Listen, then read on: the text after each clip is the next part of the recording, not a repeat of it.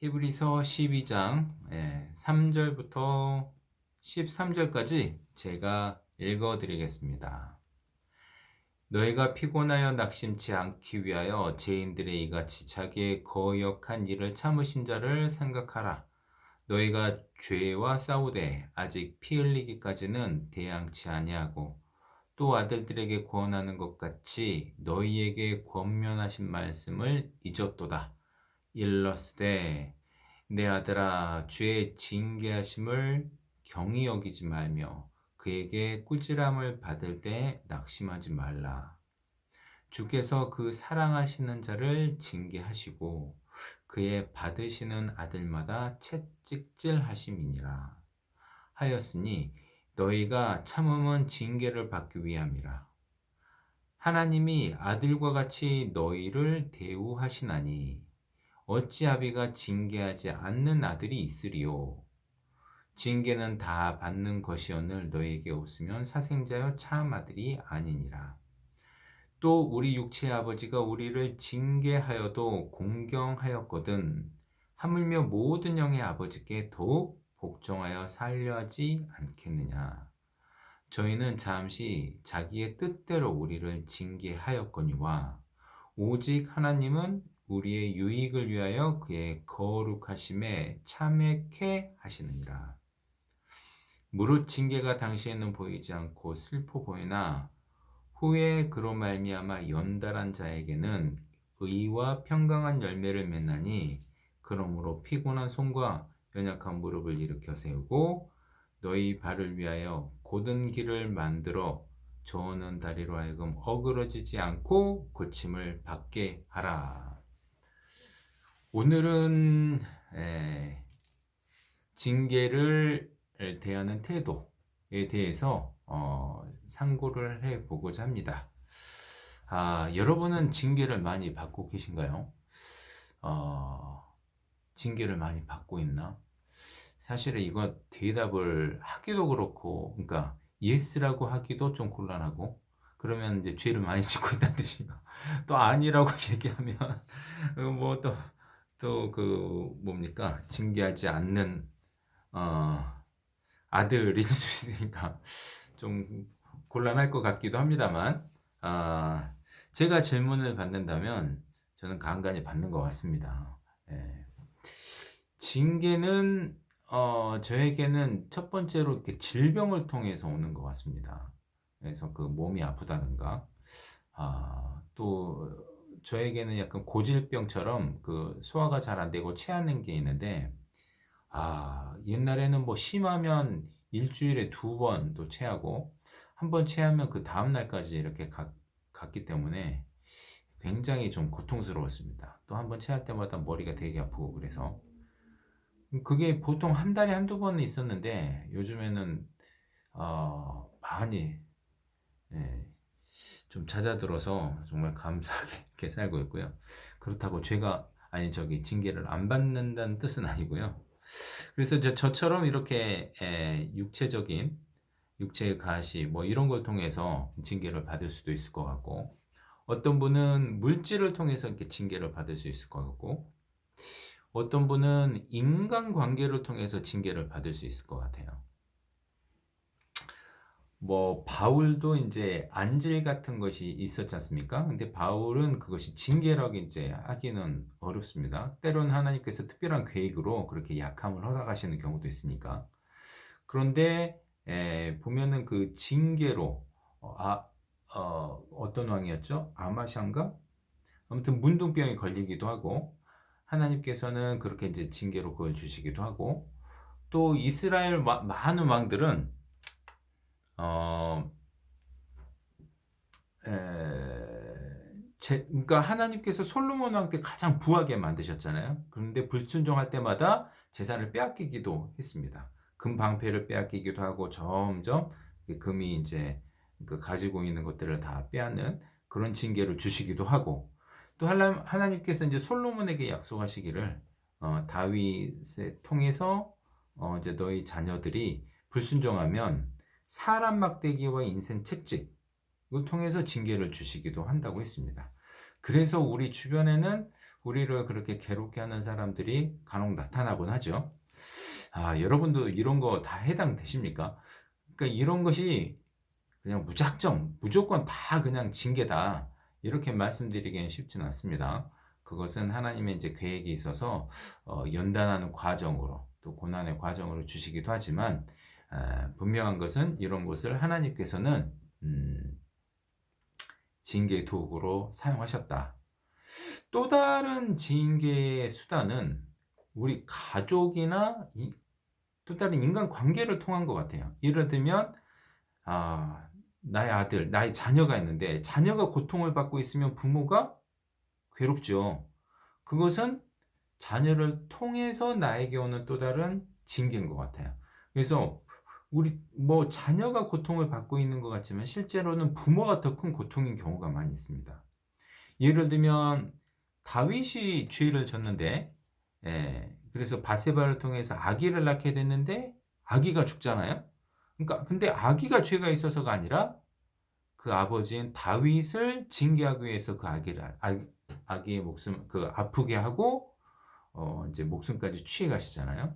이런 것처럼 실제로는 자녀들한테 어떤 일이 생겼는데 그것이 부모인 징계, 부모에게 부모를 위한 징계인 경우도 있습니다. 이처럼 이렇게 다양한 징계들이 있는 것 같아요. 그러면 이런 징계들의 가장 큰 원인은 뭡니까? 한마디로 말씀드리면 죄죠, 죄. 불순종.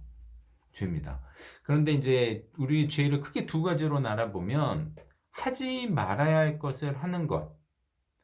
그러니까 죄의 많은 항목들이 있지 않습니까? 도적질, 거짓말, 살인, 간음, 이런 것들. 이런 걸 했을 때는 당연히 이제 죄라고 이제 인식을 하고 어떤 징계가 닥쳤을 때, 내가 징계 받는구나. 이렇게 생각할 수도 있는데, 두 번째 죄는 뭡니까? 해야 하는데 하지 않는 것. 예를 들면 요나 같은 경우죠.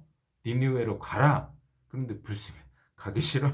그러니까 불순종했어요. 해야 되는데 하지 않는 것을 할 때도 징계가 따른다는 것입니다. 그래서 우리한테도 징계가 오는 이유는 그렇게 다양할 수 있다. 그리고 징계는 우리 모두에게 불가피하다. 왜요? 우리는 약한 존재라 죄를 안 짓고는 사실상 살기 어렵기 때문에 우리가 죄를 안 지으려고 노력은 하고 거룩하게 살려고 노력은 하고 항상 순종하려고 노력은 하지만 항상 성공하는 건 아니잖아요. 네. 그래서 나는 전혀 징계가 없던데요. 이럴 수는 없는 거죠. 그러니까 징계가 없으면 사생자라고 있는 혹시 사생자인지 너무 모르겠습니다. 네, 그 부분은 조금 이따 다시 한번 좀 다루긴 할 텐데 아무튼 우리에게 징계는 불가피한 건데 저는 조금 그 세상적으로 약간 그 비겁한 기도를 드리긴 합니다. 아버지, 제가 정말 잘못하거든. 정말 작고 약하게 저한테 고통을 주세요. 그리고 이제 그 아버지의 뜻을 깨닫도록 좀 해주세요. 그러니까 매를 최대한 안 아프게 맞고 싶은 거죠. 그렇게 기도는 하긴 하지만 여전히 징계는 완전히 벗어날 수 없는 것 같다 이런 생각을 하고 있습니다. 근데 이제 징계를 완전히 벗어날 수 없다는 것 한편으로는 큰 위로가 되기도 하는 부분입니다. 왜냐하면 이 징계는 하나님께서 우리를 사랑하신다는 증거거든요. 우리가 자녀를 징계할 때도 사랑의 마음으로 징계하듯이 당연한 얘기지만 내게 징계가 있다는 것은 역시 내가 지금 하나님의 사랑 속에 살고 있다는 것이구나 이렇게 깨달을 수 있기 때문에 위로가 되는 것 같습니다. 자, 그러면 이처럼 우리는 모든 사람은 징계를 피할 수는 없고 한 번쯤은 이렇게 혹은 간혹은 이렇게 받아들이는데 어떻게 징계를 대해야 될까요? 얼마 전에도 일주일 전이었습니다. 딱 일주일 전에 제가 또 다시 한번 되게 체했어요. 오래간만에 체했습니다. 한 2달, 3달 만에 그렇게 오래간만에 이제 체한 것 같아요. 내 나름대로는 막 이것저것 생각하면서 혹시 잘못한 게 없을까 이렇게 생각했는데 그 전날 우리 자매한테 제가 짜증을 냈거든요. 근데 이제 제가 체하는 모습을 보고 우리 자매 입으로 나한테 짜증내서 그래. 이렇게 얘기를 하더라고요. 이것을 스스로 얘기를 해야 되는데 본인이 얘기해서 약간 얄밉긴 했습니다만 어쨌든 그런 이제 징계가 이게 징계인가 이렇게 싶거든요. 저도 이제 그 우리 자매가 한 말이 아 그렇게 그렇잖아요. 그렇게 생각을 하고 있었습니다. 그것 때문인가 이렇게 생각하고 있었는데 근데 징계는 여러분 어떻게 그렇게 받아들이십니까? 징계가 딱 이게 징계인가 싶기도 하고 그냥 끝인 것 같아요. 그리고 그냥 아유 근데 어떻게 다시 회복하려고 하고 이렇게 그냥 삶의 일부로 또 받아들이고 머릿속으로는 이게 징계인가 하면서 이렇게 지나가는데 오늘 이제 말씀을 통해서 조금 더 징계를 진지하게 좀 받아들일 수 있었으면 좋겠습니다. 그것이 오늘 말씀을 드리는 목적입니다. 자, 여기 이제 3절부터 13절까지 읽으셨잖아요. 제가 5절부터 읽어 드려 볼게요. 다시 한번. 또 아들들에게 권하는 것 같이 너희에게 권면하신 말씀을 잊었도다. 일러스되 내 아들아 주의 징계하심을 경히 여기지 말며 그에게 꾸지람을 받을 때 낙심하지 말라. 주께서 그 사랑하시는 자를 징계하시고 그의 받으시는 아들마다 채찍질 하심이니라 하였으니 너희가 참음은 징계를 받기 위함이라. 하나님이 아들과 같이 너희를 대우하시나니 어찌 아비가 징계하지 않는 아들이 있으리요. 징계는 다 받는 것이오늘 너에게 없으면 사생자여 참 아들이 아니니라. 또 우리 육체 아버지가 우리를 징계하여도 공경하였거든 하물며 모든 영의 아버지께 더욱 복종하여 살려지 않겠느냐. 자, 여기까지 보시면 징계를 받으면 하나님께서 우리를 아들처럼 생각하셔서 사랑의 마음으로 주신 것이니 경히 여기지 말라. 낙심하지 말라. 감사히 잘 받아들여라. 이 말씀을 하고 있잖아요. 그래서 이 대목이 사실은 징계를 대하는 모습을 어떻게 대해야 되는지를 잘 설명해 주고 있습니다. 그런데 핵심은 뭐냐면 5절에 나와 있는 것처럼 인용구죠. 내 아들아 주의 징계하심을 경히 여기지 말며 그에게 꾸지람을 받을 때 낙심하지 말라. 5절 6절의 인용은 잠언 3장 11절 12절의 인용입니다. 잠언에 나와 있는 말씀이거든요. 그런데 우리가 징계를 다 받는데 그럴 때 일단 가볍게 여기지 말자. 이것이 첫 번째고 두 번째 낙심하지 말자. 낙심하지 말고 가볍게 여기지도 말고. 그러니까 우리가 징계를 딱 받았다. 그러면은 또 한 달에 한 번 어떤 그 체험이 또 왔구나. 이렇게 생각하고 그냥 가볍게 넘을 것이 아니라 나는 또 이번에 뭘 잘못했을까? 내가 뭔가를 돌이켜야 됐을까? 이걸 좀 깊게 생각하라는 뜻이죠. 좀 무겁게 생각하라는 뜻입니다. 아니 맨날 살다 보면 이런 일이 있을 수 있는 거야. 이렇게 생각하지 말고 뭐 또 어떻게 하다가 그냥 재산이 조금 그 허비를 하게 되는데 뭐 사기를 당했는데 이건 뭐 살다 보면 사기도 당하는 거지. 이럴 것이 아니라 무겁게 생각하라는 겁니다. 이게 뜻이 있을 거다. 가볍게 생각한 가볍게 생각하다가 결국 망한 사람이 솔로몬입니다. 솔로몬은 그 전부터 이제 경계를 받았고 또 이제 그 우상 숭배도 이렇게 시작을 했잖아요. 하나님께서 사람 막대기와 인생 채찍으로 괴롭게 한다고 했어요. 그 과정을 겪었을 텐데도 불구하고 끝까지 우상 숭배를 버리지 않고 결국 어떻게 됐습니까? 가볍게 여기다가 자기 믿음까지 잃게 된 겁니다. 무서운 일이죠. 그러니까 우리는 여기 보세요.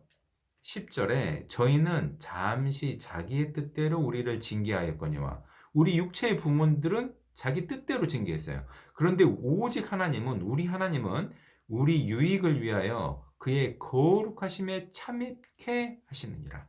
그의 거룩하심에 참여하게 하려고 우리를 징계하시는 거거든요. 근데 솔로몬은 그의 거룩하심에 참여하지 못하고 말았습니다. 그러니까 징계를 어떻게 받아들이냐에 따라서 자칫 가볍게 여기다가 이런 일은 뭐 살다 보면 있을 수 있는 일이지. 이렇게 하다가 점점 결국은 하나님과 멀어지는 길을 스스로 자초하게 될 수도 있다는 뜻입니다. 또 낙심하지 말라. 예. 이 모델은 제가 낙심하는 그 모델을 찾다가 이제 좀 실패를 했습니다. 설교를 준비하다가. 그런데 정말 거듭났다는 대목은 없지만 가룟 유다는 예수님을 팔고 정말 괴로워했습니다. 그런데 스스로 낙심하다가 생을 마감했잖아요. 그래서 그렇지만 않았으면 예수님께서는 그 가룟 유다를 끝까지 놓지 않았어요. 자기 제자들을 사랑하시고 사랑하시는 자를 끝까지 사랑하셨다고 돼 있는데, 그래서 계속 지금 나와 같이 그릇에 넣는 자가 나를 파는 자니라. 그렇게 얘기했던 것이 계속 돌이킬 기회를 주기 위함인데, 스스로 그냥 낙심하고 스스로 생을 마감했거든요. 그 예수님을 팔았다 하더라도 용서받지 못할 죄는 없는데, 스스로 생을 마감해 버리고 만 것입니다. 그래서 주의 징계하심을 경히 여기지 말아야 되는데 경히 여기거나, 꾸지람을 받을 때 낙심하지 말아야 되는데 낙심하다가 그냥 가볍게 끝나는 것이 아니라 아주 치명적인 결과를 맞게 될 수도 있다는 사실을 우리가 잊으면 안 되겠습니다. 이처럼 징계는 우리에게 꼭 필요한 거예요. 우리 몸이 아프면, 예를 들어서 뭐 위가 자꾸 아프다. 이게 통증이 있다고 이것을 그냥 살다 보면 위가 아프기도 하지. 그렇게 대충 넘겼다가 나중에 큰일 나기도 하죠. 위암인데, 그러니까 위암이 걸렸으니까 우리 몸에서 우리한테 신호를 주는 거잖아요. 내 통증으로 너한테 신호를 줄게. 빨리 고쳐. 이런 건데, 이런 것처럼 마침 하나님께서 우리한테 징계를 주시는 겁니다. 근데 이것을 가볍게 여기거나 낙심하다가 우리의 목숨을 잃을 수 있는 것처럼 우리가 징계를 그렇게 가볍게 대하고 있는 것은 아닌가 한번 생각해 보면 좋겠습니다. 그리고 또 한 가지는, 성경을 여기 잠깐 잡으시고, 미가서 6장 9절입니다. 저는 언젠가부터 이 말씀을 참 좋아하게 됐는데요.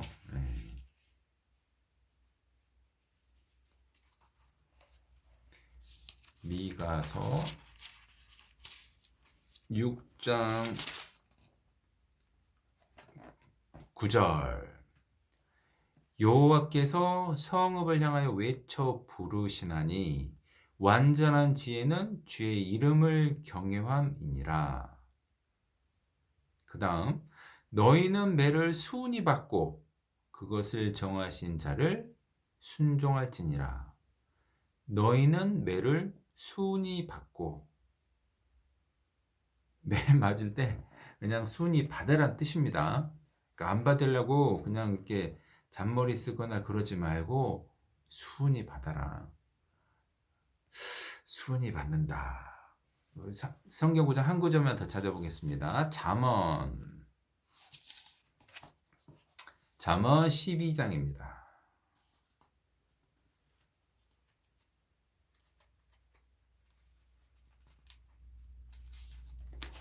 잠언 12장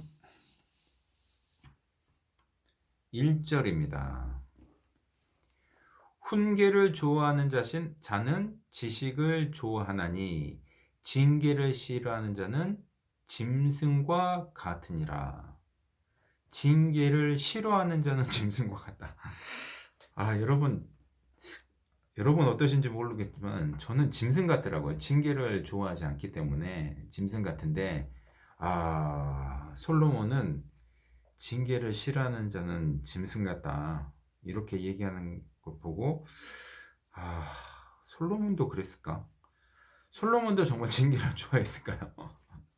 네. 훈계를 좋아하는 자는 지식을 좋아하고 징계를 싫어하는 자는 짐승 같다고 했는데 징계나 훈계나 다 좋아해야 된다는 뜻이죠. 그러니까 우리가 하나님께 징계를 받는데 이것을 순히 받고 이것을 기쁘게 받아들일 수 있어야 된다는 뜻 같습니다. 그러니까 우리가 이제 징계를 받을 때 아, 나에게 음, 하나님께서 사랑을 보여주시는구나. 아, 하고 이렇게 기쁘게 받거나, 아, 나에게 또 다른 기회를 주시는구나. 개선의 기회를 주시는구나. 성장할 수 있는 기회를 주시는구나. 하면서 기뻐 받으라는 뜻입니다. 한 구절마다 찾아볼게요. 15장, 잠언 15장 32절입니다.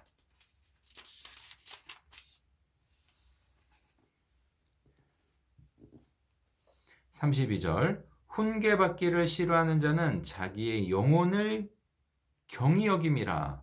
견책을 달게 받는 자는 지식을 얻느니라.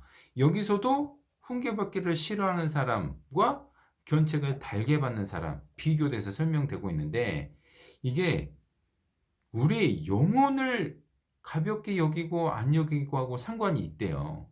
그러니까 어떻게 보면 징계를 달게 받는 것은 정말 중요한 얘기인 것 같아요. 그냥 징계는 어쩔 수 없이 이렇게 받는 거라고 생각했는데, 징계를 기꺼이 달게 받아야 되구나. 순히 받아야 되는구나. 좋아해야 되는구나. 이것이 지금 성경의 가르침인 거예요. 제가 이 말씀을 묵상하다가 이 진짜 징계를 정말 잘 받았던, 그래서 저나 이복으로 만들었던 사람이 생각이 났습니다. 사무엘상 30장을 한번 보시죠. 사무엘상 30장.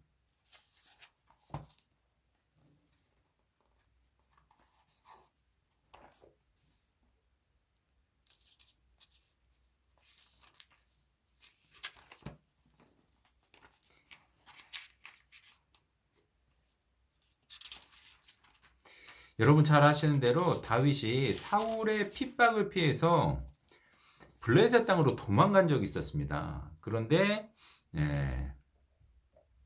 그 가두왕 아기스한테 딱 들켜가지고 미친 척하다가 이제 나왔잖아요. 다시 도망와가지고 다윗이 하나님께 이제 기도를 합니다. 제가 어떻게 해야 될까요? 그러니까 선지자 갓을 보내서 유다 땅으로 돌아가라 이렇게 얘기를 했어요. 그러니까 다윗은 사울이 무서워서 육신적인 생각에 블레셋 땅으로 도망갔는데, 하나님은 유다 땅으로 돌아가라 그랬는데, 30장 다시 보겠습니다. 30장 다윗 1절입니다.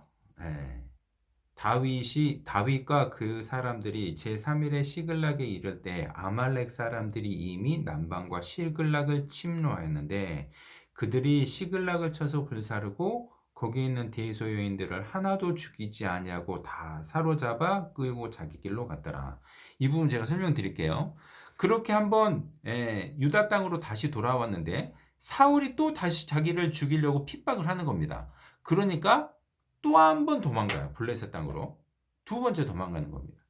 두 번째 도망갔는데 이번에는 미친 척 하지 않았는데도 그 아기스 왕이 받아줬어요. 그래서 같이 잘 지냈던 거예요. 그래서 시글락이라는 그 땅에 이렇게 같이 살고 있었습니다. 그랬는데 이 이제 블레셋 5 방백들이 모여가지고 야 이스라엘을 치러 가자 이러니까 다윗이 저도 갈게 하고 따라갔어요. 따라가다가 이제 블레셋 5 왕이 쟤는 우리랑 같이 못 가. 돌려보내. 그러니까 다시 돌아왔습니다. 돌아왔더니 자기가 살고 있는 시글락 이 땅에 아말렉 군사들이 쳐들어와 가지고 자기 여인들 그다음에 자녀들 싹 잡아간 겁니다. 그러니까 하나님 말씀이 분명했잖아요. 너는 유다 땅으로 돌아가라. 했는데 거기서 다시 블레셋 땅으로 갔어요. 불순종이죠. 그러니까 하나님께서 징계를 주신 겁니다. 3절 보시죠. 다윗과 그의 사람들이 성에 이르러 본즉 성이 불탔고 자기들의 아내와 자녀들이 사로잡혔느니라. 다윗과 그와 함께한 백성이 울 기력이 없도록 소리를 높여 울었더라. 제가 아까 말씀드렸죠. 징계는 자기 자녀들을 통해서도 올 수 있다. 지금 다윗은 멀쩡하잖아요. 근데 자기 자녀들, 가족들이 다 사로잡혀 가서 울 기력이 없도록 울 정도로 낙심을 했습니다. 자, 이럴 때 이게 징계라는 걸 알았어야 되고 성경의 가르침대로라면 달게 받고 기쁘게 받아야 된다는 뜻입니다. 다윗은 어떻게 했을까요? 6절에 보시면 백성이 각기 자녀들을 위하여 마음이 슬퍼서 다윗을 돌로 치자 하니 다윗이 크게 궁급하였으나 그 하나님 여호와를 힘입고 용기를 얻었더라. 이 짧은 한 대목에 다 들어가 있는 것 같아요. 이걸 달게 받기로 한 것 같습니다. 이미 이제 그 일어난 사건에 대해서는 달게 이제 받기로 하고 하나님 저에게 용기를 다시 주시고 힘을 주세요. 이렇게 다시 시작한 것 같습니다. 이게 이 징계를 올바로 수용하는 태도인 것 같아요. 하나님을 원망하지도 않았지요. 더 삐뚤어지지도 않았어요. 그런다고 낙심했다고도 안 돼 있잖아요. 용기를 얻었다고 돼 있잖아요. 그래서 다윗이 어떻게 했습니까? 8절. 다윗이 여호와께 묻자와 가로되 내가 이 군대를 쫓아가면 미치겠나이까?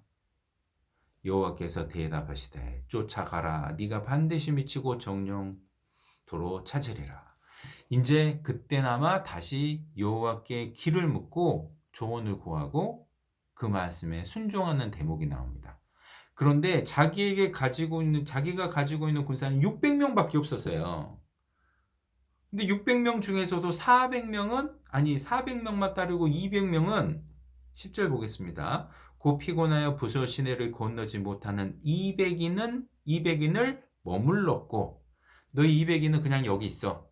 힘이 없어서 못 쫓아오니까 400명 데리고 아멜렉을 상대하러 갔던 겁니다.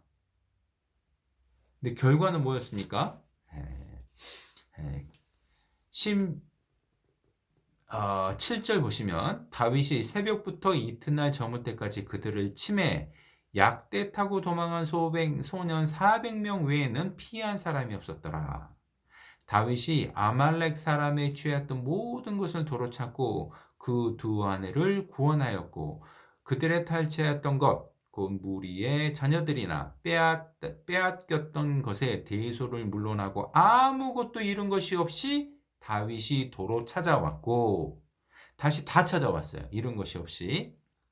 20절 또 양떼와 소떼를 다 탈취하였더니 무리가 그 가축 앞에 몰고 가며 가로되 이는 다윗의 탈취한 것이라 하였더라.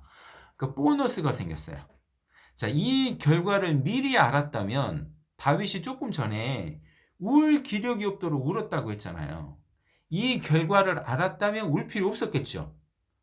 자녀들 다시 다 찾아왔잖아요. 부인들 다 찾아왔잖아요. 그리고 보너스까지 소와 양을 다 그 노획물로 가져왔잖아요. 이게 결론을 보면 울 일이 아니었던 거예요. 자, 뭐가 중요합니까? 다윗은 불순종했습니다. 하지 말아야 불순종을 했지만 그 불순종으로 인해서 징계가 떨어졌고 순간적으로 울었어요. 인간이니까 울었겠죠. 감정적으로. 그런데 그때 달게 받기로 한 겁니다. 그리고 하나님 이제부터 제가 어떻게 할까요? 하고 하나님 말씀에 순종해서 다시 아말렉으로 쳐들어갔던 겁니다. 그랬더니 잃어버린 거 다 찾고 다시 보너스까지 얻었던 겁니다. 자, 그러면 이것을 우리 생활 속에도 적용을 해보자고요. 우리가 징계를 받는데 징계로 때로는 재물이 일부 이루어질 수도 있고 때로는 건강이 이루어질 수도 있고 때로는 인간관계가 손해볼 수도 있는데 만약에 진짜 다윗의 상황이 우리에게 그대로 적용만 된다면 건강 더 건강해질 수 있고 재물 더 생길 수 있고 인간관계, 더 많은 좋은 인간관계를 확보할 수도 있다는 뜻인 거잖아요. 그러니까 이것을 징계를 어떻게 대하냐에 따라서 이런 결과를 낳을 수도 있고 그렇지 못할 수도 있다는 것입니다. 조금 전까지는 경히 여기거나 징계를 경히 여기거나 낙심했을 때의 상황을 보셨습니다. 그런 예를 보셨어요. 근데 솔로몬처럼 가룟 유다처럼 그렇게 비참한 결과까지 맞을 수 있는 반면 이 징계를 어떻게 수용하고 받아들이냐에 따라서 훨씬 더 나은 결과를 볼 수도 있다는 사실을 여기서 배울 수 있는 것 같아요. 징계는 우리한테 꼭 필요하고 누구나 다 받아야 되는 것일 수도 있는데 이 징계를 어떻게 받느냐에 따라서 이렇게 결과는 큰 차이가 있는 것 같습니다. 자, 그리고 이제 히브리서 12장으로 다시 돌아가 보겠습니다.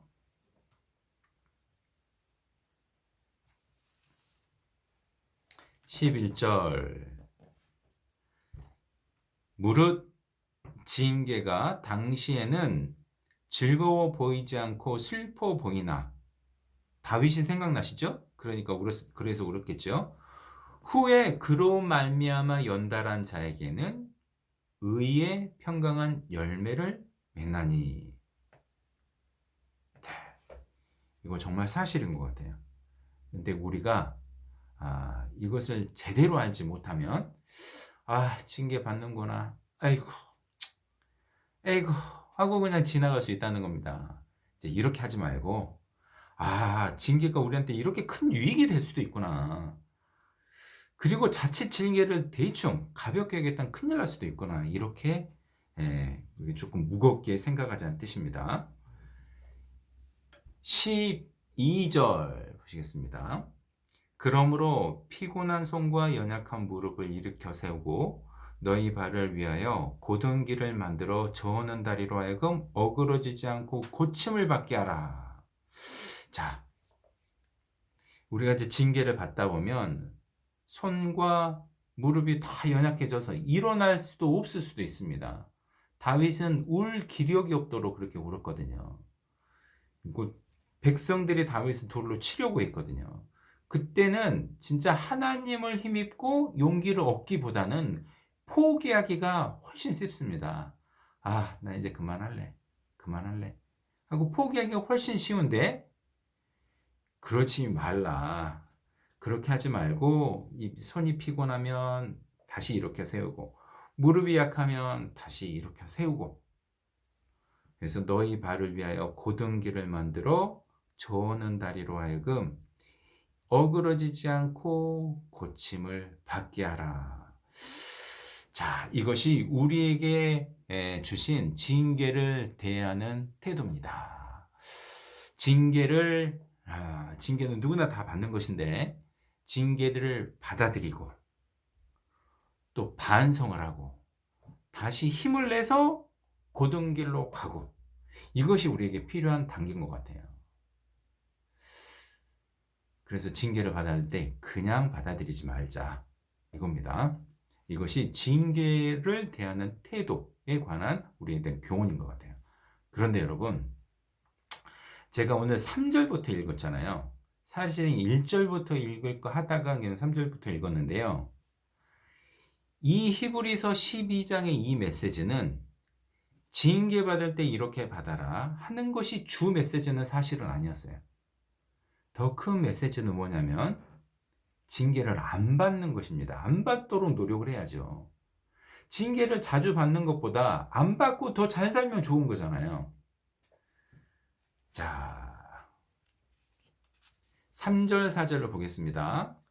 너희가 피곤하여 낙심치 않기 위하여 죄인들의 이같이 자기의 거역한 일을 참으신 자를 생각하라. 너희가 죄와 싸우되 아직 피 흘리기까지는 대항하지 아니하고. 이 말씀은 왜 하신 건가요? 자기에게 거역하신 일을 참으신 자, 그리스도 예수잖아요. 이 예수를 왜 생각해야 되나요? 징계를 잘 받기 위해서가 아닙니다. 4절에 그 대답이 나와 있습니다. 너희가 죄와 싸우되 아직 피 흘리기까지는 대항하지 아니하고.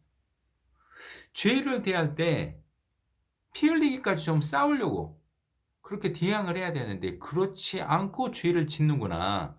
그러다 보면 징계를 받게 되는데 징계를 받더라도 힘을 내자 하는 것이 요 뒷부분이었어요. 13절까지. 그런데 주 먼저 메시지는 뭐냐면 죄에 좀 우리가 대항 좀 하자. 죄에 넘어지면 징계 받을 수밖에 없는데 죄에 대해서 좀 대항 좀 하자. 그러니까 큰 줄기로 보면 두 줄기입니다. 죄에 대해서 대항해서 죄를 이겨내자 이거하고 혹시 죄에 지더라도 징계를 받게 되면 다시 힘을 내고 일어나자. 이 두 가지인 거예요. 근데 이 대목에서 한 가지만 보시면 안 되고 이 두 가지를 다 보자는 겁니다. 자, 1절부터 다시 볼게요. 12장 1절. 이러므로 우리에게 구름같이 둘러싼 허다한 증인들이 있으니 모든 무거운 것과 매이기 쉬운 죄를 벗어버리고 인내로서 우리 앞에 당한 경주를 경주하며. 이러므로 이렇게 돼 있는데 11장 이어진 거잖아요. 여러분 11장 잘 아시는 대로 히브리서 11장은 믿음장이라고 하잖아요. 그 믿음의 선진들 쫙 이렇게 열고 있습니다. 아브라함은 어떻고 또 아벨은 어떻고 쭉쭉쭉쭉 믿음의 선진들이 다 이렇게 했다. 이러므로 우리에게 구름같이 둘러싼 허다한 증인들이 있으니 무거운 것과 얽매이긴 쉬운 죄를 벗어버리자. 그리고 인내로서 우리에게 당한 경주를 경주하자. 지금 믿음에 관한 얘기를 하고 있는 겁니다, 여러분. 그런데 믿음과 죄 짓는 것과 관계가 있다는 겁니다, 여러분. 그러니까 믿음을 지킨다는 것은 뭐냐면 죄와 싸운다는 거예요. 나는 마음속에 믿음이 있지. 그러니까 죄 지어도 좀 괜찮아. 믿음이 있잖아. 이것이 아니고 믿음이 있다면 죄와 싸우고 자기 믿음을 지킬 수 있도록 해야 된다는 뜻입니다. 그렇지 않으면 그 죄가 자기를 멸망시킬 수도 있고 또 그 죄로 인한 징계를 통해서 자기가 또 한 번 넘어질 수 있다는 뜻입니다. 그래서 지금 히브리서 11장 그 믿음에 관해서 계속 설명을 하고 히브리서 이 편지를 보는 많은 독자들에게 자, 믿음에 대해서 얘기를 했으니 믿음 우리가 끝까지 지키자. 그런데 그 가장 중요한 게 뭐냐면 참는 거랍니다. 인내. 보세요. 1절에서도 인내 나오죠. 영어로 endurance. 얽매이기 쉬운 중간입니다. 얽매이기 쉬운 죄를 벗어버리고 인내로서 우리 앞에 당한 경주를 경주하며. 2절 보시죠. 믿음의 주요 온전케 하시는 이인 예수를 바라보자. 저는 그 앞에 있는 즐거움을 위하여 십자가를 참으사. 영어로 endure, 참는다는 뜻입니다. 부끄러움을 개의치 아니하시더니 하나님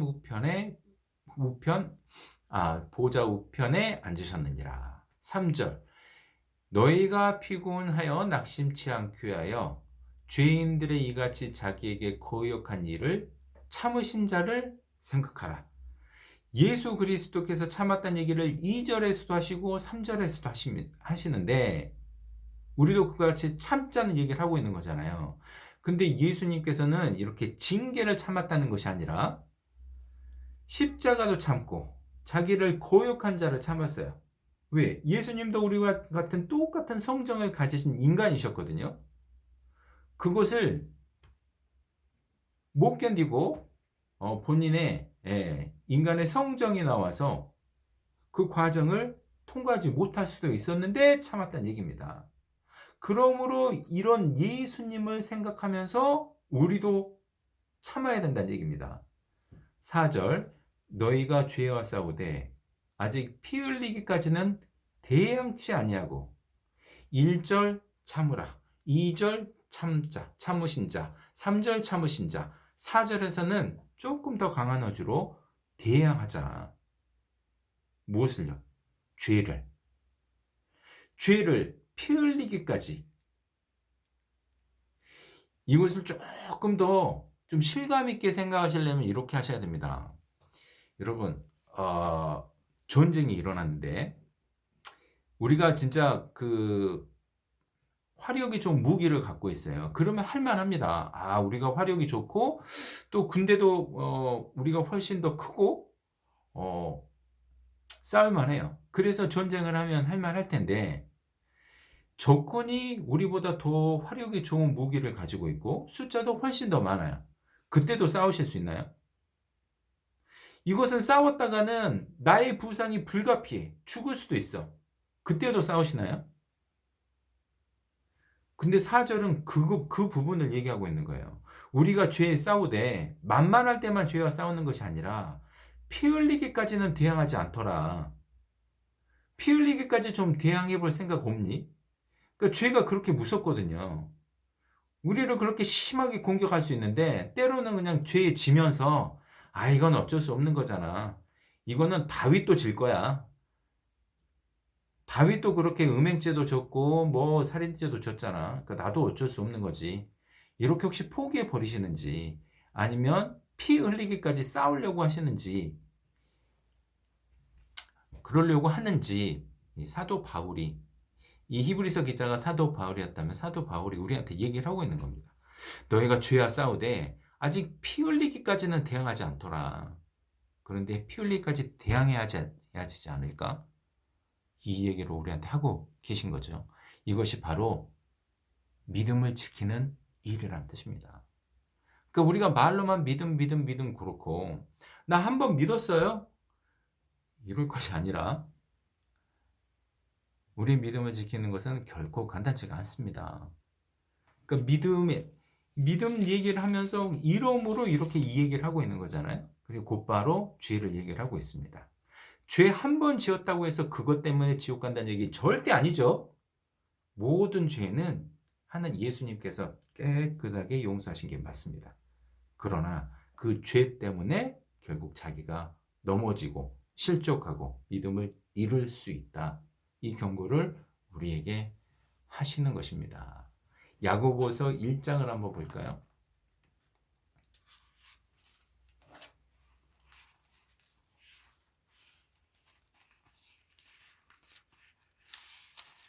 야고보서 1장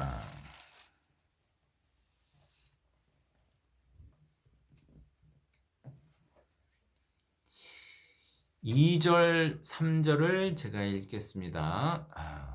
내 형제들아, 너희가 여러 가지 시험을 만나거든 온전히 기쁘게 여기라. 이는 너희의 믿음이 시련이 인내를 만들어내는 줄 너희가 알미라. 믿음의 시련, 누구한테나 있는 거거든요. 그리스도인이라면. 하나님께서는 우리 믿음을 테스트해 보시길 원하시고 또 단련하길 원하시잖아요. 근데 그 믿음의 시련이 인내를 만들어낸다. 여러분, 이 구원에 관한 영원한 생명을 우리가 약속받은 건 틀림없습니다. 그런데 이 영원한 생명을 얻기 위해서는 항상 우리에게 주어졌던 명령이 뭐냐면 endure, 참아라, stand fast, hold fast. 저는 진짜 영어 잘 익숙하지 않은데 fast는 빠르다는 얘기잖아요. 영어로 fast가. 근데 hold fast, strong, 그다음에 stand fast. 굳게 서라, 꽉 잡아라 이런 거잖아요. 놓지 말고. 그 fast가 다른 의미가 있더라고요. 그러니까 이건 인내하고 다 관련된 있는 얘기였던 거예요.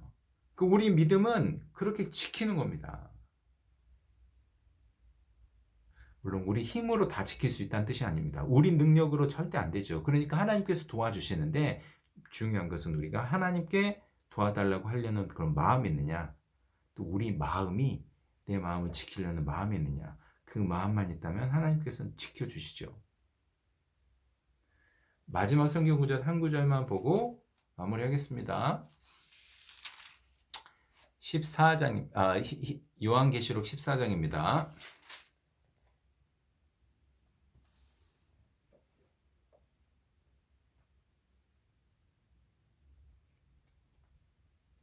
12절입니다. 12절.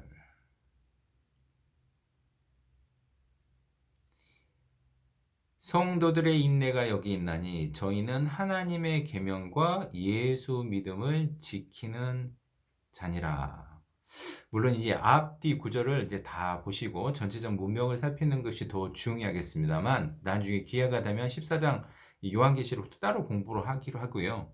12절에서 나오는 것은 분명하죠. 성도들의 인내가 여기 있나니 인내. 여기서 또 한 번 인내를 강조하면서 저희는 하나님의 계명과 예수의 믿음을 지키는 자니라. 이 믿음은 지키는 것입니다. 그래서 히브리서 12장 우리가 1절부터 13절까지 보셨는데요. 징계에 관한 얘기인 것 같습니다만 전체적으로 보면 그 전에 징계의 원인인 그 죄에 대해서 우리가 끝까지 좀 대항을 하자. 그것이 먼저였다는 사실을 좀 기억하시고 또 우리가 약해서 죄를 짓는다 하더라도 징계를 받을 때 그 징계를 달게 받는 그런 훈련을 좀 하자. 이런 교훈을 받으셨으면 좋겠습니다.